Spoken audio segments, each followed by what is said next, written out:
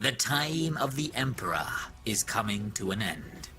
War is coming to the Imperium, whatever he does.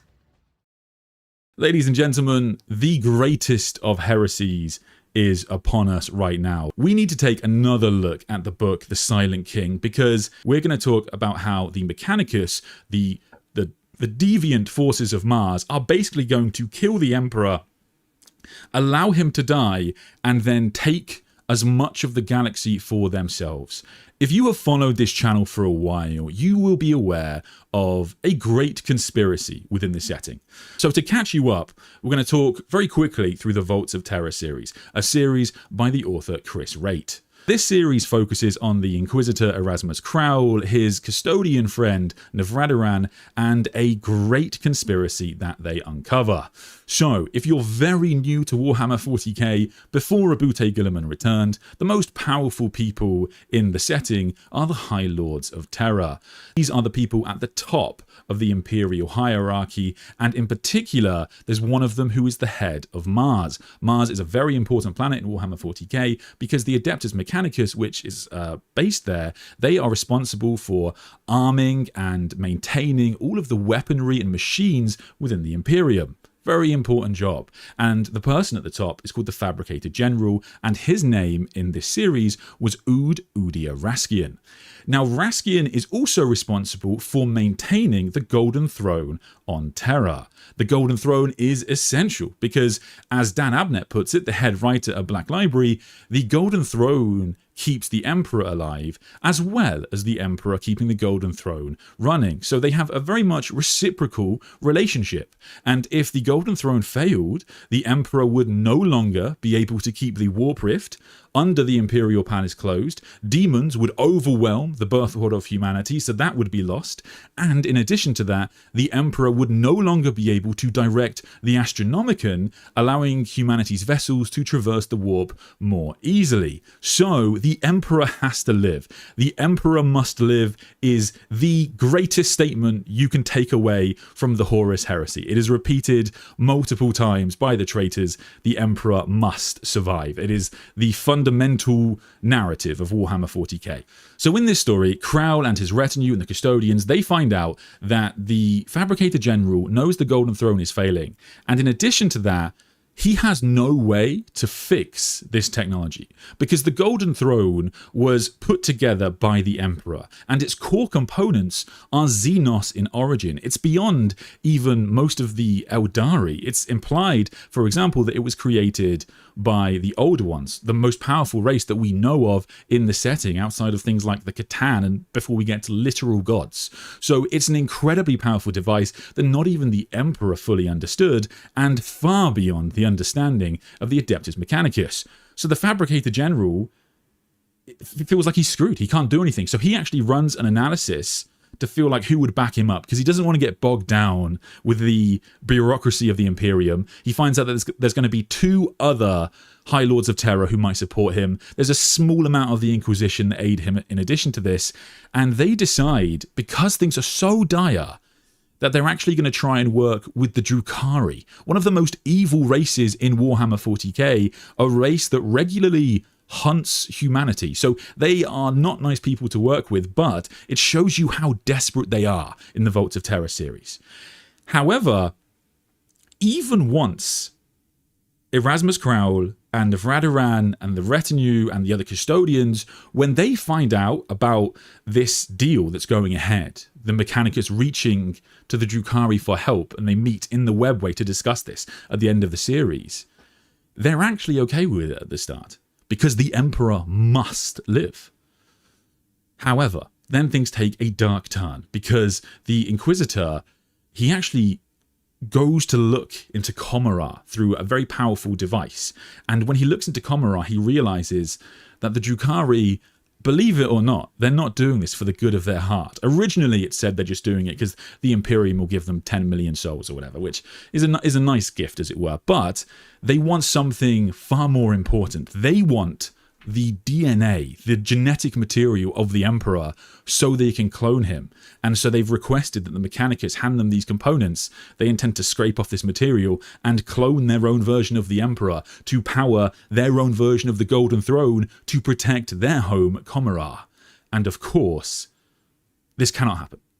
So at the end of the series, the custodians and the inquisitorial retinue, they open fire. They start killing the Mechanicus. They start killing the Drukhari. Drukhari spring out of the ground and overwhelm everybody. And that's how the series ends. The series ends with, as far as we know, everyone in that meeting dying, except for one servo skull who makes it back out of the webway, presumably with the message that the Golden Throne is going to fail. But that's how Chris Wright ended it. They ended it with, the Imperium is doomed, there's nothing that can be done. Now, for a long time, a lot of us hoped that maybe Raskian had survived somehow. Maybe he reached a new accord with the Drukhari, because the setting intends to move forward. The writers intend to push this further and further. Is there any way he survived? And then we find out in the most recent book by Guy Haley, The Silent King, not only has Raskian died, but this has caused chaos within the Mechanicus, chaos within Mars. A succession crisis unfolded after Udia Raskian died, and all of this was kept hidden from Guilliman. Now, it's said by an emissary of the Mechanicus, Archmagus Emissarius Lita unter Sobelfi, yes, I had to read that off the screen, that the succession crisis is over, but she very much implies that the top spot is still up for grabs. But she also intends that the Mechanicus actually intend to betray the Imperium. And she reveals this not to Guilliman. She's keeping all of this secret from him. She doesn't reveal it even to Belisarius Cawl. She reveals it weirdly to one of Belisarius Cawl's servants called Kvo, who is a copy of Belisarius Cawl's very, very old friend from 10,000 years ago. He's a character in the Horus Heresy that Belisarius Cawl keeps cloning. So she goes to this servant of Cawl and requests that Cawl come to her and listen to her message about how Raskian has died. However, the servant of Cawl is not very responsive because he knows that Sobelfi actually seeks to make Belisarius Cawl the new Fabricator General so she can gain more power for herself. Listen to me. The cult of the machine is disunited. Someone like your master could bring unity to our people. He could concentrate our power and help us shrug off the dead hand of terror. We would reign supreme as the ultimate expression of humanity, not a beggared offshoot. Interesting. When you say unity, you mean the unification of the factions that support Cawl, those that see him as a divine agent, or as a genius, or as a messianic polymath. I hear there are even some who think he is the Omnissiah himself. Ridiculous. Only as ridiculous as some of your other assertions. Your unity would lead to war between the forges of the cult. The Red Planet would run with the blood of our people. And that would be only the start of it. For after that, there would be war with Terra, and civil war throughout the Imperium. There would be no war. There would be renegotiation. There would be war. After Udia Raskian perished, the new Fabricator General was chosen with perfect respect to the law. You are preaching rebellion. Cawl will have no part in these schemes. Cawl shirks his responsibilities. He could be the one who reinvigorates all of our species, the one to lead us to full comprehension. Yet he refuses. He is selfish. He is wise. What do you think the Regent would say to this, or the rest of the cult who do not happen to share your convictions? Are you threatening me? I have many allies. I could bring unwelcome attention upon your master. Which is why there will be no message sent. Cawl thanks you for your offer, but he has no interest in the intrigues of the Red Planet. He is a scientist. He intends to save humanity, and he cannot do that if he is shackled to your schemes. If I may deviate from the instructions Cawl pressed upon me, and share with you a confidence. Go ahead. Kuhl will never take the kind of power you offer. It would imprison him. You seek to use his genius to your own ends. You do not wish him to rule. You wish to rule through him. He is nobody's figurehead. He treads his own route to enlightenment, and he does so in full view of the machine god, Omnissiah, and motive force. Kuhl has no need for your plots. He is divinely mandated. The Emperor is the Omnissiah. Kuhl has his trust. They knew each other. Knew a part of him, maybe. Kuhl is as much an abomination as you are. I see. If we have reached the point of insults, then I judge this interview over. Thank you for your time. The answer is no, and shall remain so. Kvo, does your master know how Udiaraskian died, or why? No. Very few know. Those that learn this truth are in grave danger. Here, this data carrier was sent only to be read by Kuhl himself. He refuses to see me. Very well. He shall not have the bounty of information I bring. Tell him from me that there are things he does not know, and that he cannot conceive of, and that he should know. The time of the Emperor is coming to an end. War is coming to the Imperium, whatever he does. War is ever present. Civil war. Will your masters sit back while the sons and daughters of mankind fall upon one another? Ask Kuhl to think on his future. Ask him to take a side before history decides for him. At least then, he will have a choice. When he wishes to know what I would freely tell him, bid him come to me. I will say nothing until I have his ear. I have nothing more to say to you. They know the Emperor is going to die, but very importantly, they are keeping this information from everybody. And if you even find out about how Udiaraskian died, the Mechanicus will do everything within their power to kill you. That is how important this is.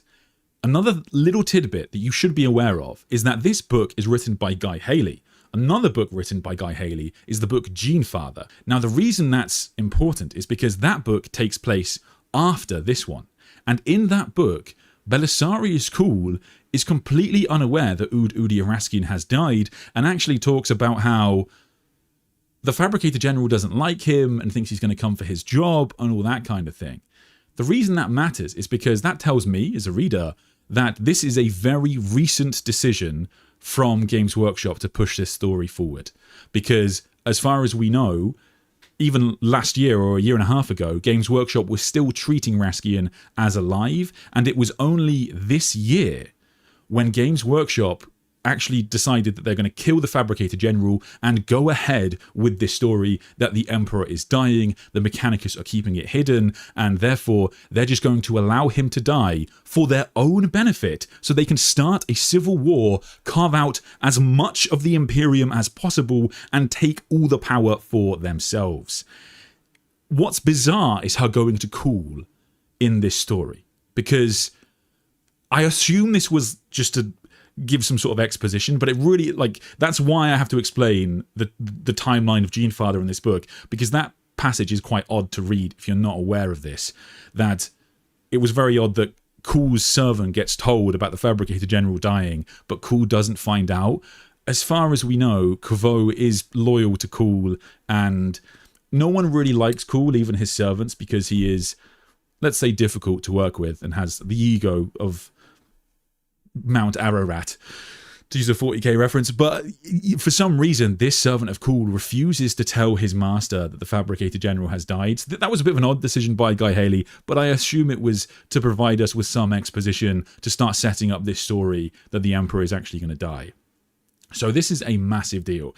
In addition to this, we know in this story that she is keeping this information hidden from Guilliman, and it's not the only information that she has kept hidden from the Imperium. So a big part of this book is the fact that Guilliman is incredibly annoyed at the Mechanicus already, because Guilliman has found out that the Mechanicus have been fighting the Necrons across the Imperium, know about many, many tomb worlds. They even pull up a map in the book and talk about how many tomb worlds there are. And there could be as many as 250,000 Necron tomb worlds just within the Imperium. That's 4 Imperial worlds to 1 tomb world. The Imperium just stands no chance if that is true. These predictions are correct. So this is devastating. And the reason the Mechanicus kept this information hidden was because they are trying to mine an incredibly powerful resource known as Blackstone, as much of it for themselves, for their own purposes. And therefore they just made sure no one understood the true nature of the Necrons. And that's actually why Sobel Fai comes to Guilliman in this book, because she has to offer contrition about this fact, but also now has to tell him years later that actually the Fabricator General has died, but she doesn't tell him why. This is ill-favoured news. You should have informed me years ago. Forgive us, my lord. What I have described to you is the will of Udi Araskian. He is dead. The succession crisis is over. The new Fabricator General believes a clean slate must be presented to your Imperial Majesty. You are the son of the Omnissiah, the flesh and blood of the Machine God. You deserve to know. Please, accept our humblest apologies. Ever has the greed of Mars been a blot on your souls. You come to me with this, not in the spirit of honesty, but because you are losing a war you have started. I must protest, most holy lord. We did not start it. We were greedy, rapacious even. But the awakening of the Necrons only began at pace with the opening of the rift. If I were to take a less charitable view, I would say you come to me now not out of contrition, but because you have no choice. The balance of power between Terra and Mars is fragile. I could easily say that your people have sought advantage for yourselves by mining this Blackstone and exploiting the xenotech of the Necrons. Mars was never comfortable under the yoke of the Imperium. My lord, please. 10,000 years have passed since the days of the Mechanicum. You yourself strengthened the bond between our worlds, and brought the people of Mars and her fiefdoms fully under the benevolent protection of the Imperium. 10,000 years, where you have been trying to reassert your independence, as I understand it. That is not true, my lord. Terra and Mars together is the Imperium of Man. 2 heads of the Aquila, under the rule of the Omnissiah, who is the representative of the Machine God clothed in flesh. I see.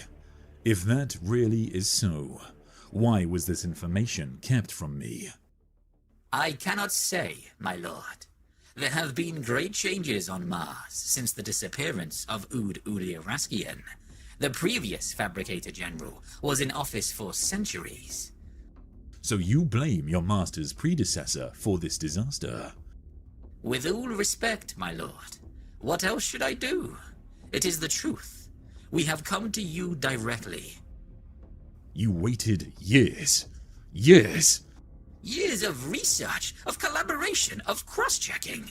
Trillions of data points from our Acquisitorus conclaves, explorators, and techno-archaeologists, consolidated and interpreted by the finest data predators in the Imperium.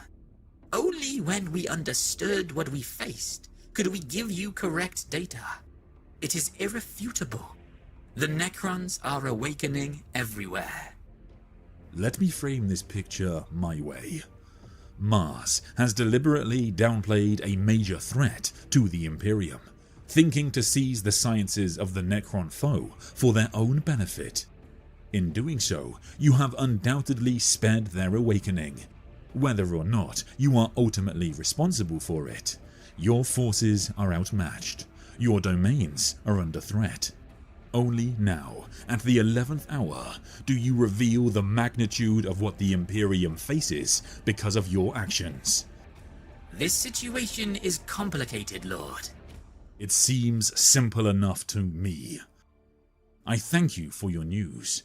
I will consider it and formulate a course of action in due process. What might I tell my masters? That we have spoken, and that I am displeased. Go from my presence. I shall return to Mars. You shall not. You shall stay here for the time being. I am expected back. I am the Imperial Regent of the Imperium of Man. The Adeptus Mechanicus is an Adeptus of the Imperium, and therefore beholden to my command, and I command you to stay. I will give you my judgment soon. In the meantime, transfer all data you possess on the Necrons to my staff. It shall be done, my lord. Do it immediately. Now go. So distinctly missing from that conversation is any kind of suggestion that, hey, your dad's gonna die. Something I'd imagine Rabute Gilliman would be very much interested to find out.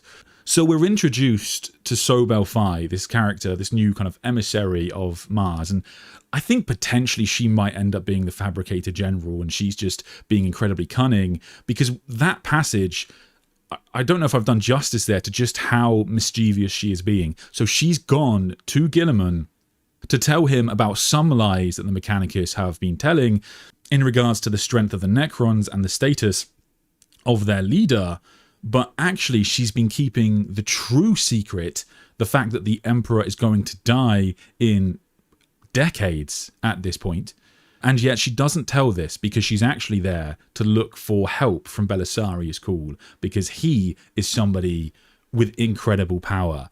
Maybe one of the most important within the Imperium, because not only does he have this understanding of Space Marines and also Primarchs that no one else really has should Gilliman fall, but in addition to that, every book we see him in, he introduces a new technology. He can hack into Necron systems. He can restore worlds that have been devoured by the Tyranids. He's an incredibly important linchpin to Gilliman's current plans. So this Sobel Fi character is definitely going to come up again.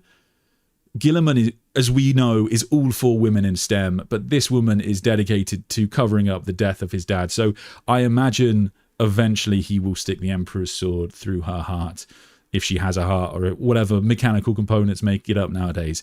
So the setting is really moving forward with this book, which is a fascinating thing to have happened, because this book, as I say, actually has gone back quite a bit in terms of the forefront of current Warhammer 40k lore. It takes place a good chunk of time before even Belisarius Cawl's story in Genefather. The fact that Guy Haley dropped in this tidbit here, I think was out of necessity, because Games Workshop were going to move in this direction pretty quickly to resolve this story, and they needed to make sure that it was being set up over a long period of time, because they don't want it to just kind of drop in out of nowhere. So it was a hell of a thing to discover.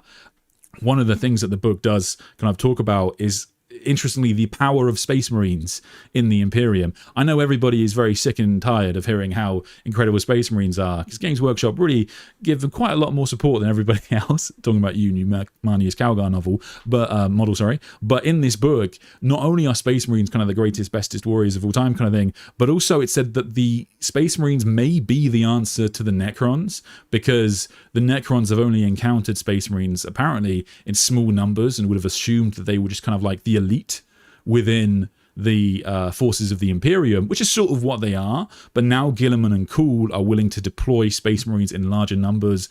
Cawl is hoping that this will be the difference to allow the Imperium to push back the Necron threat. So Space Marines are incredibly important, actually.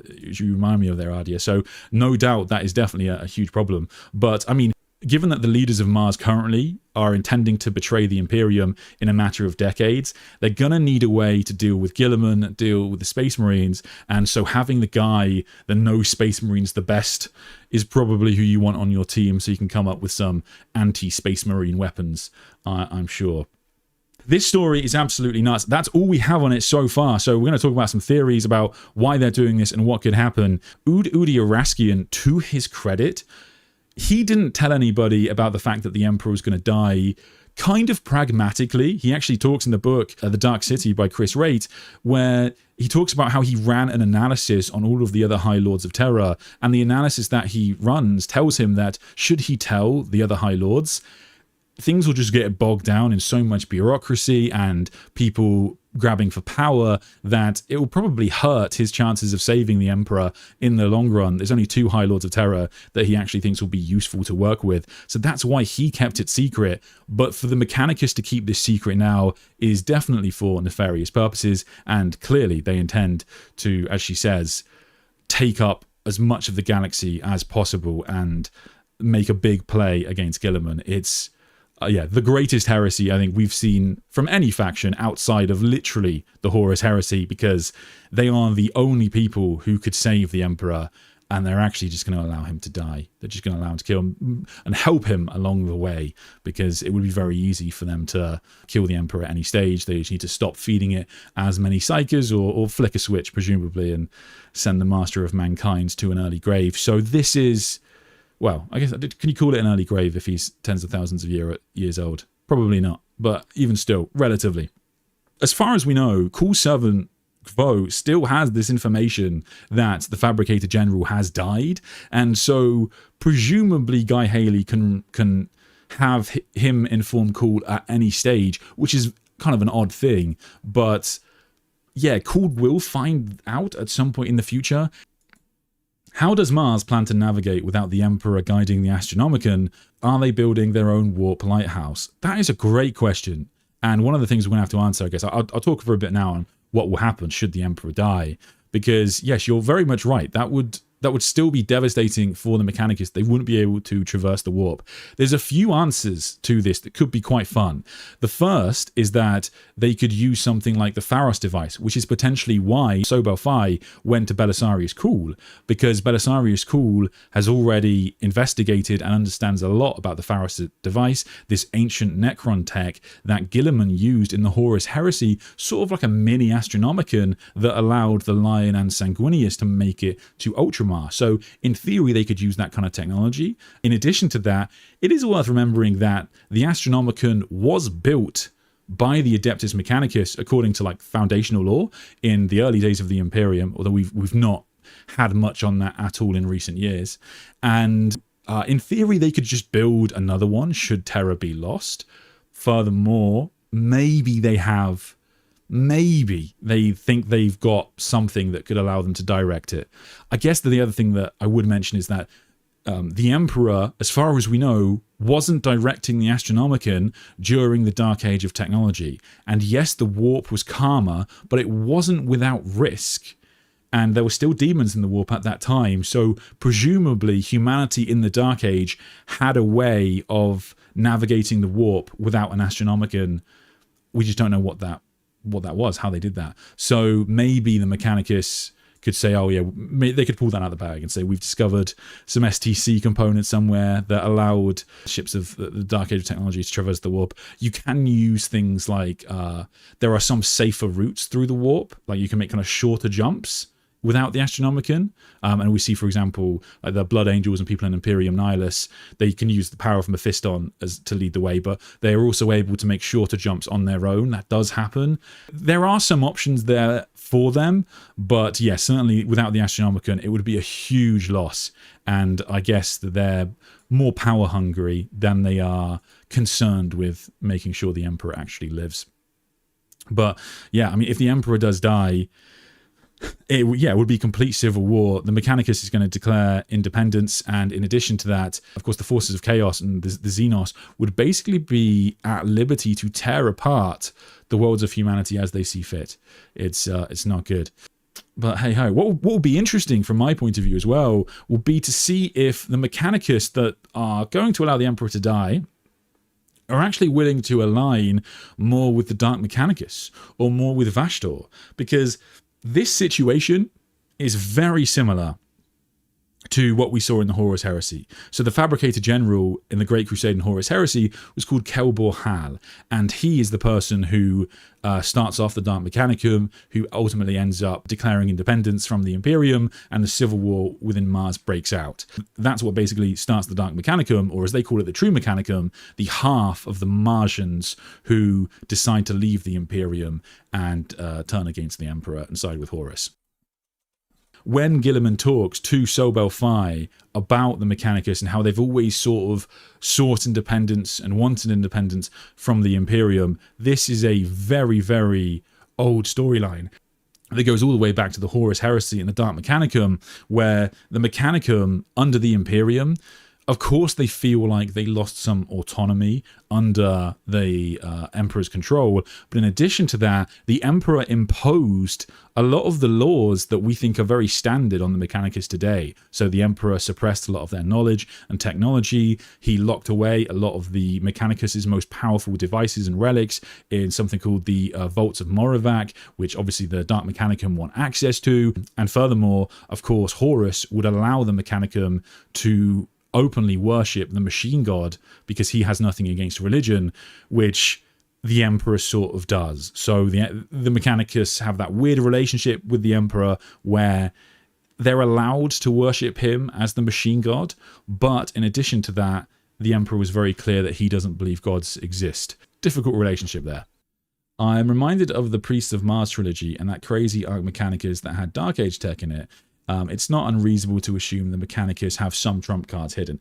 Yes, absolutely. I mean, the really funny thing about this story is that it is very standard. Even if you've played Space Marine 2, or if you've read Death Welder, the Horus Heresy, pretty much any 40k series with Mechanicus in it, the Mechanicus are so often the bad guys, and they end up basically doing whatever they want for the purpose of claiming some Dark Age of technology tech for themselves. So this is sort of, in my mind, the ultimate version of that, seeing the Mechanicus willing to kill the Emperor just to gain more power. It's so on point, it's unbelievable for the Mechanicus. It's actually quite funny, really. This smells of Vashdor's unfettered progress, where no cost is too much. It wouldn't surprise me to see some chaos corruption behind some of these decisions. Again, a common trope within the Mechanicus. They're being manipulated by some forces of chaos, either consensually or non-consensually, and certainly Vashdor has become a much bigger character in the setting.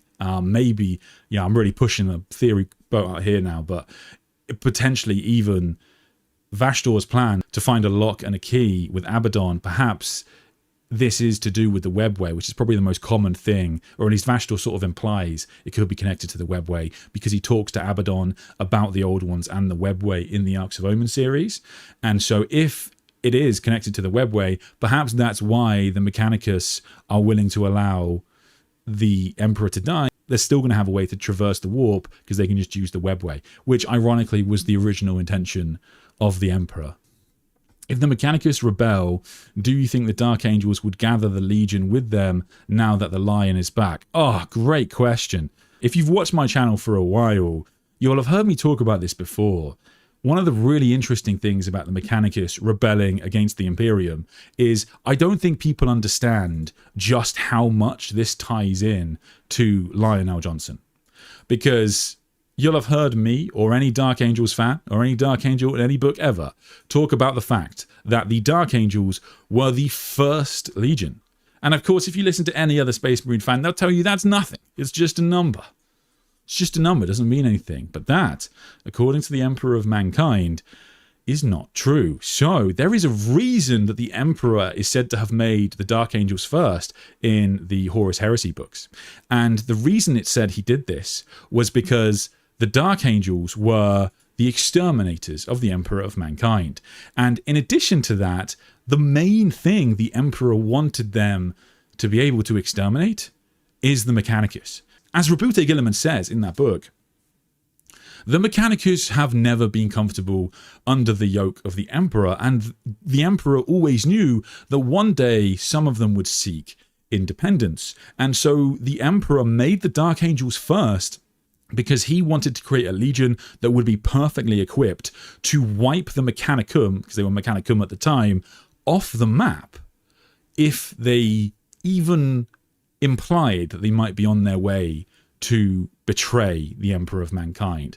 I am, of course, talking about the Icarus contingency. So it is said that the Mechanicum sat at the heart of the Emperor's new Imperium. It was the beating heart of its military and industrial base, supplying the industrial might by which the armies of the Great Crusade were forged and maintained. Its far-flung forge worlds were the cogs around which the campaign to liberate the galaxy turned. Without the tech priests of Mars, there could have been no Great Crusade, for the Mechanicum had been an essential part of the Emperor's plans.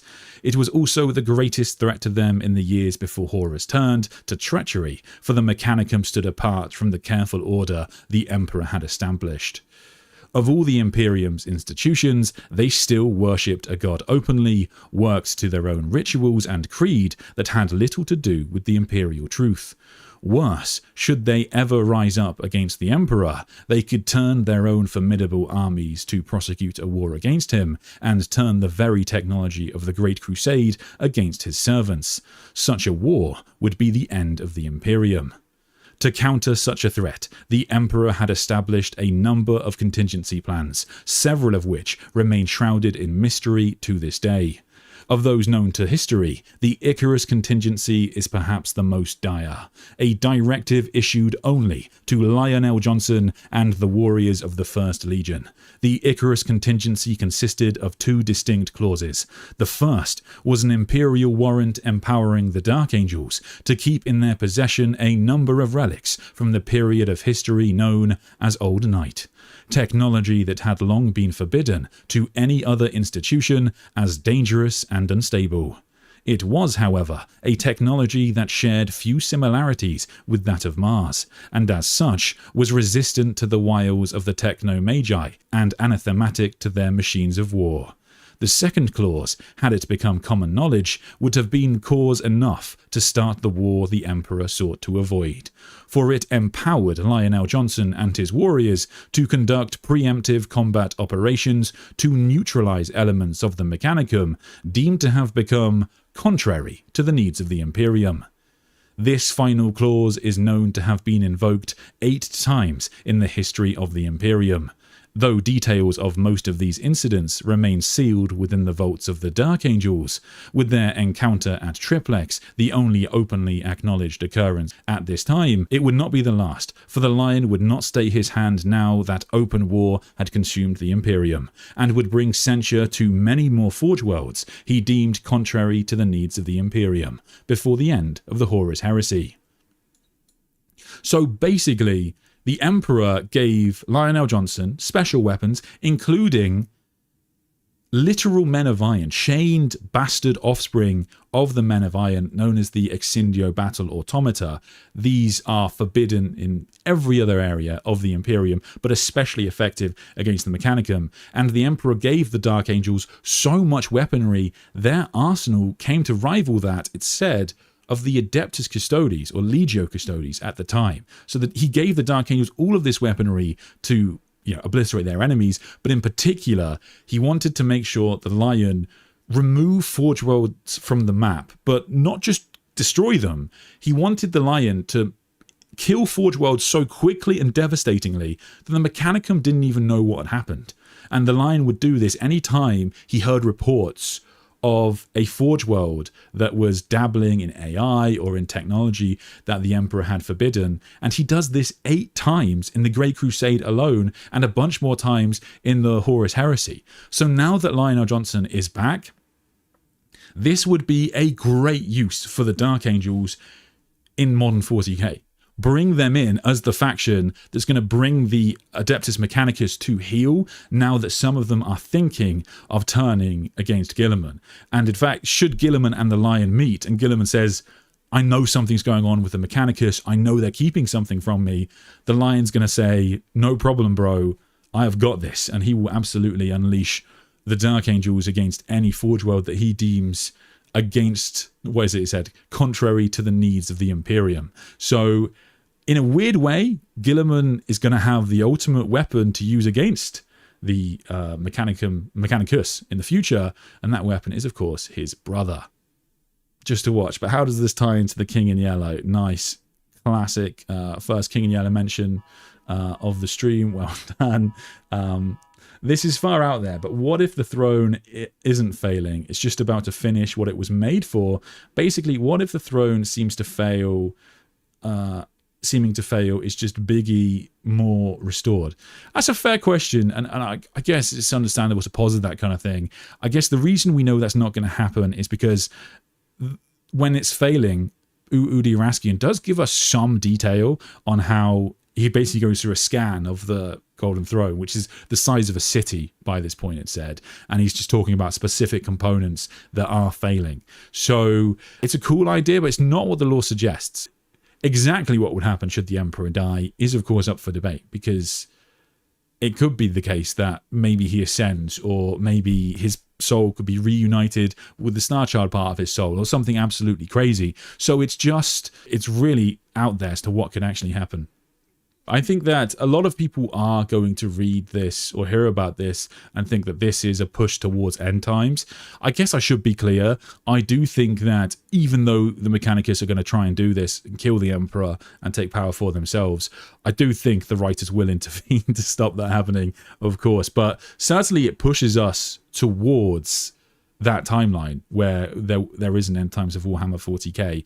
I talked about it a bit when I did my video going through the stories and lore of the Indomitus Crusade, and I talked a bit there about what I think the big storylines are currently. I think I'll do another stream at some point, because not everything is in those books, so I'll go through a list of what I think the big storylines are. And even in that series, and for a long time now, I've always thought this was the biggest of the storylines. The cult feels like a ticking time bomb, not just with this. Imagine a captured kin group reveals the Votan are STC supercomputers. They would schism just to have a chance at those. Yeah, good question. And I think it's worth mentioning, because I did talk about this before on the channel, that there are potentially some others who could save the Golden Throne, and it really shows kind of the depravity of the Adeptus Mechanicus and the weakness of them, that they're not willing to reach out to others. Not only are the Drukhari capable of fixing the Golden Throne, but as far as we know, they haven't even reached out to the Craft Welders, who might not have exactly the same tech as the Drukhari, but they do have incredible understanding of certainly the Warpcraft and that element of the Golden Throne. And in addition, Craftworld Ulthwé are directly allied with the Ultramarines, and yet the Mechanicus refuses to use that avenue. In addition, the kin are an option, because whilst their technology isn't going to be comparable to, say, the Necrons or the Drukhari, they will have access to incredible technology. And so in its own weird way, I don't think it's out of the question that the kin could be brought in to save the Emperor of Mankind. And I think that would be very neat, because I haven't read the new Leagues of Votan Codex. I do need to read that. But in the lore we've had so far, we haven't had much at all on the Votan and the Imperium, and how they interacted with the Imperium in the Horus Heresy and all that kind of thing. So, and exactly how Guilliman views the Votan and all this kind of stuff. So bringing in the Votan to be the faction that fixes the Golden Throne, or at least buys the Emperor some more time, would be a great option, I think, for the setting. The Mechanicus are actively trying to kill the Emperor, or just trying not to save him. Bit of this, bit of that, mate. A bit of both. So most of it is going to be, I mean, yeah, at a certain point, it's going to be active, right? Because they are going to stop feeding. If you prevent the tools from saving him, you're killing him, if that makes sense. Like, if you turn off someone's life support, you'd kill them. So there we have it. We have the Mechanicus actively working against the Emperor of Mankind, basically wanting him to die at this point in time so they can seize more power for themselves. And as all of this goes on, Guilliman is none the wiser, and yet thankfully Lionel Johnson has returned, essentially the ultimate foil to the plans of the Mechanicus. So I'm hoping this could see the First Legion get pulled into the fray, but someone has to deal with these incredibly tricksy Mechanicus. Can I say bastards on YouTube? We'll see if that gets cut. But yeah, As things currently stand, the Mechanicus are not to be trusted. The highest of them have turned against the Master of Mankind.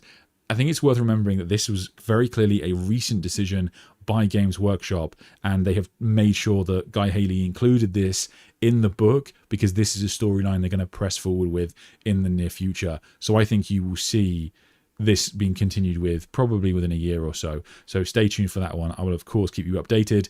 If you enjoy this kind of content, please do consider subscribing to the channel, like the video, hype the video, I think is a thing now. And if you really like the content, you can join the channel and get access to the Discord and more members content. But thank you so much for watching. Let me know what your thoughts are in the comments, and I'll see you next time.